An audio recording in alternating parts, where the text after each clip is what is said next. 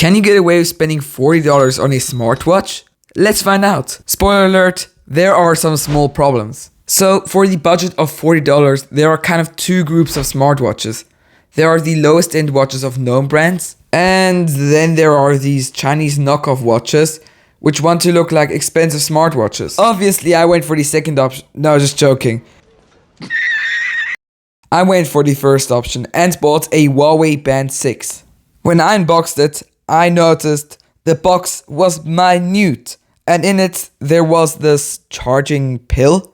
It certainly looks like one. We also get the watch, which is much lighter than I expected. The build of the Band 6 has surprisingly held up really well. Sure, the plastic sides can get scratched fairly easily, and the strap doesn't look the newest either, but for $40, it's a huge win that it even lasts 1 year. One of the big highlights of this watch is definitely the battery life, and it's still great for any price range. It consistently lasts about 7 to 9 days, which is less than a year ago, where I got 9 to 12 days, but still, I'm impressed. And it's not one of these devices that lasts forever but then also charges forever.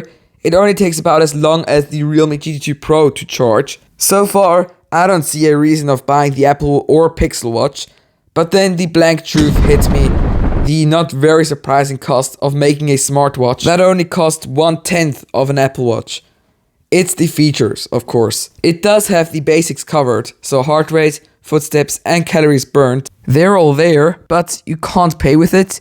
You also can't just listen to music on it, and you can't have any apps on it. You can read messages though, but you can't reply to them. There also are quite a lot of sports modes, ranging from body combat to laser tag. By the way, please subscribe, because 99.8% of people that are watching my videos are not subscribed yet. Let's get to 95%. The Huawei Band 6 is lacking some medical features. It does measure your blood oxygen though, which is very unusual for this price range. The screen is nothing that special, but once again, for $40, it isn't really beaten. We get a 1.5-inch AMOLED screen which supports up to 425 nits of peak brightness and has a pixel density of 282 pixels per inch. The bezels are pretty slim.